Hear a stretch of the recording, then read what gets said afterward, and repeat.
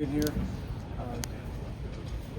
played about 24 hours ago, and I just went through a walkthrough practice for Thursday night. And as I told the guys, we are hurtling toward Thursday night football against the Bengals at the bank. So we're looking forward to that. We understand what a big game it is. Obviously, they see it the same way. So we're going to have to be at our very best. It's an important game, but we're locked in and we're trying to play right now. That's what we're doing. Questions? John, over the years, have you changed or done anything as far as your Thursday week preparation? Well, yeah, I mean, we're always tweaking things. You know, it's today's practice was different than other ones that we've had in terms of the reps and how we went about it. You always kind of adjust for what you learn and where your team is at and everything. We do use a lot of information, that performance information, numbers and things like that, and loads and things like that. We use that to set these practices up. But the main thing is we're working on the plays and the defensive calls and the special teams calls that we're gonna need and run Thursday night. That's what we're working on. You find these division games are not easy to prepare for Thursday night, but a little bit easier from a preparation standpoint, being on a short week because there's such familiarity. Yeah, well, in that sense, you don't have to learn your opponent as much. You know, you already know the players and you know the history. You know, you've lived it. You go back and you study it again really hard. We were in here early. Guys were in here last night. Coaches were in here this morning, very early, and players got in early, and you just have to go to work. You know, it's a challenge, but it's worthwhile, and we'll look forward to it. With Lamar playing so well after just one practice, might you continue that trend going forward? Well, we only have one practice at speed this week, so I guess we got that going for us this week anyway for the whole team. We'll see how it works for everybody. I mean, in the future. Yeah. Well, you know, whatever you got to do, whatever it takes. It's a long season. A lot of things happen. Guys prepare in different ways. Sometimes guys have things that they're dealing with. Other times guys need rest. You know, you just take it as it presents itself. John, was Travis Jones held out? Well, not held out, but was he kind of an emergency basis where if you need him, you can use him, but if we don't have to go to him, let's just give him a couple more days? Right. We had kind of hoped for a certain number of reps if we needed them, and you know they're a good running team, so we went with the extra D lineman in that sense. But you know he didn't have to go it, and I thought those guys. Kudos to the guys that went, and they did a great job. John, we saw likely on the injury report. Was that something that happened during the game yesterday? Is it any longer-term concern? Yeah, it's something he's dealing with. It's just with a short week. We'll just have to see how it works out for the next couple of days. John, Lamar's been really good. I think he leads the NFL in passes of 15 yards and more. Given the offense and all the sort of tools you have, I mean, how emboldened, I guess, do you guys feel in terms of that sort of aggressiveness? Well, I feel no different than we've felt all year about it. You know, it's those plays are the plays. Sometimes it's a result of the play design. Sometimes it's Lamar extending the play and making stuff happen too. You've seen that as well. So you just kind of, as you go, it unfolds before you. The personalities and offense, the things that you do well, the things you need to get better at, just kind of unfolds as you go and try to just keep improving. And I think our offense, our whole team has done a great job of that. John, Marcus Williams was put back in the starting lineup after Cleveland. Just what was your assessment of his play, his performance? Yeah, Marcus played really well. I thought the whole defense did. The coverage was really good. Yeah, Marcus had an excellent game. I started off the game. I mean, he came right out of there, the deep half, and had that hit right at the line of scrimmage. And great play, great tackle play, and numerous other really good plays throughout the game. He was in great position. Discouraged a lot of throws downfield because of where he was at numerous times. He probably played really well. John, toward the end of the second quarter, they had just scored.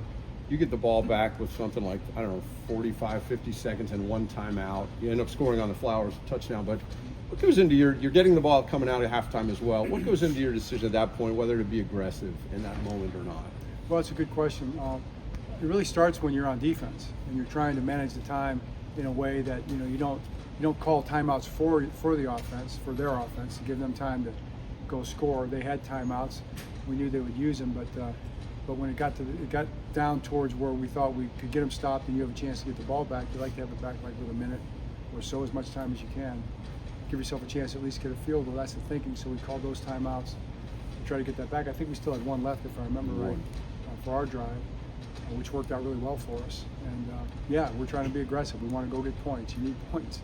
You know, it's another possession, so you kind of have an opportunity to steal possession at the end of the half, especially when you're getting the ball to start the second half, you get possessions on both sides of that thing, and it just couldn't have worked out any better for us. I mean, that's the ideal.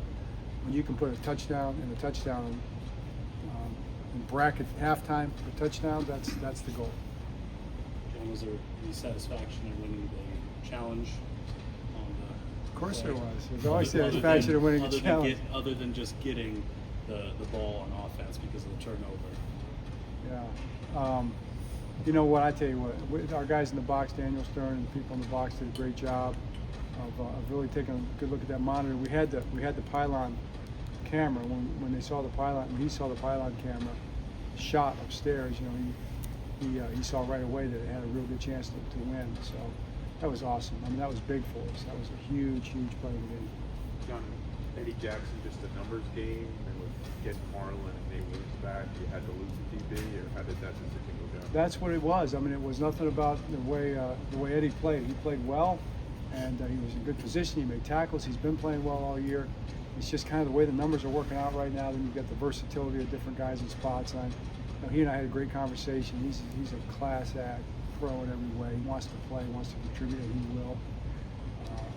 I see it the same way with Marcus. He will. He'll be out there and he'll be making a difference for us this year. And just let the circumstances kind of unfold on that. John, I think you guys are on like a per play basis just about as efficient with motion as without. I think you cranked it up a little bit against Denver, but I guess what kind of goes into just the game planning approach each week to decide we want to be more static, we want to be more dynamic for this Well, night? I mean, I think, and obviously Todd will be, give you, but we probably won't tell you anything, so, but there's two things, is how it affects the defense, and how they adjust to it. Some of it you want to find out how they're going to adjust to it, and Denver's a good example of that, what Sean does. I mean, the first 15 plays, they put a lot of motions out there and formations, and put the formation into the boundary just to see what they can build for the rest of the game.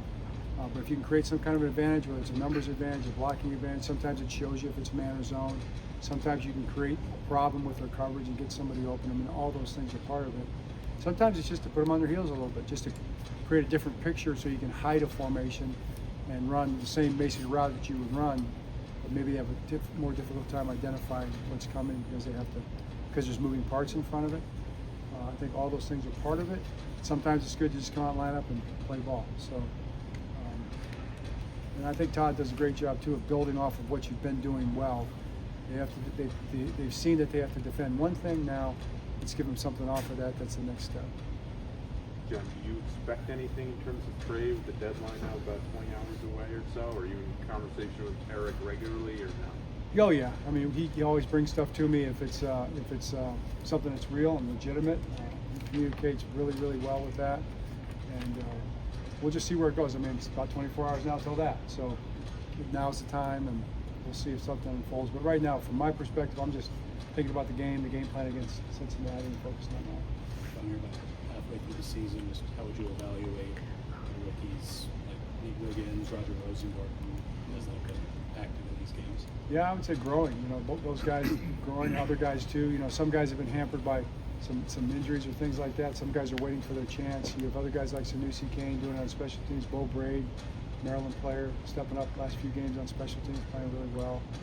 The two players you mentioned, I think they're all doing really well, and I think there's a lot of room for growth. Even this year during the season, you probably make a lot of progress from the beginning to the end if you're playing your rookie year, and we expect those guys to keep doing that. John, Keaton Mitchell, I know he's working his way back. We've still got some time in that window. How much is there a balance of juggling roster spots and so forth, and wanting to get him out there? Those things are all part of it, but with Keaton, it's going to be more about him being ready. We'll make the roster spot work for Keaton, and when he's ready to go and compete and protect himself and all those different things, I promise you, he'll definitely be out there. John, so is there any chance of this on Thursday? There's a chance. There's always a chance. So you're saying there's a chance? We'll do one more. John, Justin made all his kicks yesterday, but he had the extra point go off the upright, and the other one kind of just inside the upright. Is there anything that's a little bit off in that operation right now, or I don't know? Nothing wrong with the operation at all. All right. Did he make all his kicks? He did. He did. All right, appreciate you guys. Thanks.